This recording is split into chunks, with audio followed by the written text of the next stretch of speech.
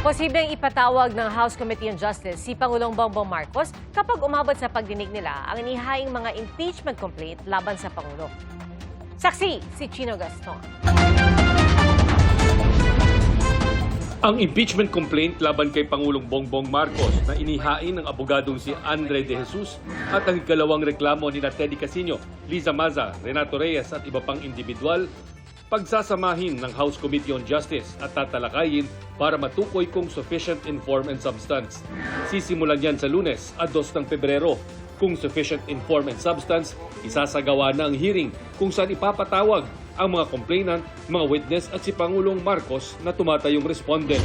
Ito raw ay para hindi na maulit ang isa sa mga basihan ng Supreme Court decision sa pagdedeklarang unconstitutional ang impeachment complaint noon laban kay Vice President Sara Duterte na hindi nila nabigyan ng pagkakataong sumagot sa mga aligasyon. Paano kung hindi dumating yung respondent? It is his prerogative whether to come or not to come. Because just like any other respondent, this participation during the hearing is part of the right to due process. Mahalaga din na sagutin niya para maliwanagan ng taong bayan dahil nakikita ko dun sa ang pinakamahalagang sagutin niya yung allegations ng Makabayan Black na talagang nagkaroon ng problema yung 2023, 2024, and 25 national budget. Hindi kasama ang reklamo sana ni na dating Congressman Mike Defensor at Attorney Ferdinand Topacio na dinala noong January 22 pero hindi tinanggap dahil wala ang Secretary General.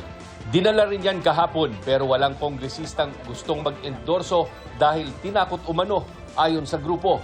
Alinsunod sa konstitusyon, may 60 session days ang Justice Committee para tukuyin kung may probable cause o matibay na basihan para ituloy ang impeachment.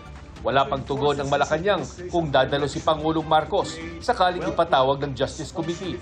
Pero handaan nila ang Pangulo na makipagtulungan at magsumiti ng mga dokumento kung kailangan.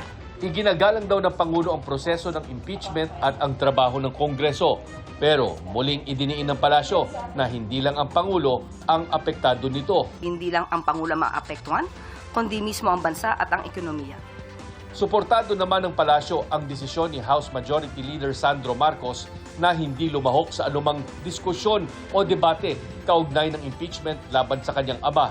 Dahil nai-refer na sa Justice Committee ang dalawang reklamo para sa ilang eksperto, may tuturing ng initiated o nasimulan ang impeachment complaint laban sa Pangulo.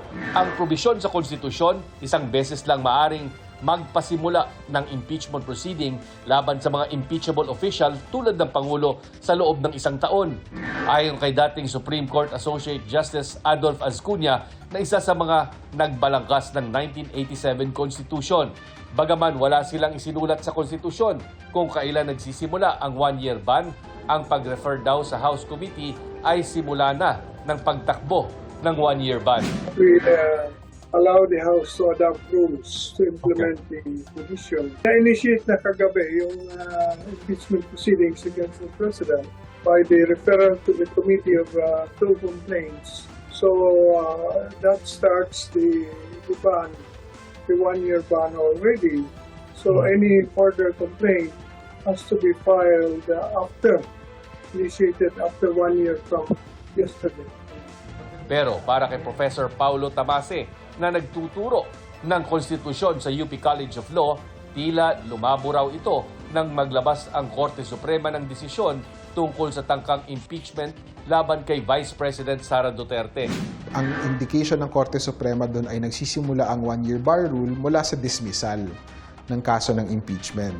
Based lang sa desisyon ng Supreme Court, hindi pa siya nagsisimula. Dahil diyan, tingin ni Tamase, walang kasiguraduhan kung pwede pang may humabol na maghain ng impeachment complaint. Hindi natin alam ngayon na na-initiate na nga yung kaso ng impeachment laban kay Pangulong Marcos kung meron pang pwedeng humabol dahil hindi pa naman nagsisimula yung 1-year bar rule kung titingin tayo sa dismissal. So may ganun na puwang ngayon o gap. Dismissal doesn't initiate it. Dismissal ends it. What is the start of the 1-year period? It starts from the dismissal is from the initiation. Okay. And the initiation is either by referral to the committee or archiving.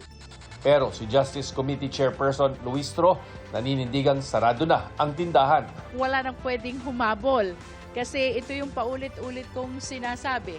Basta may makarating na impeachment complaint sa Justice Committee, following the Francisco ruling, no?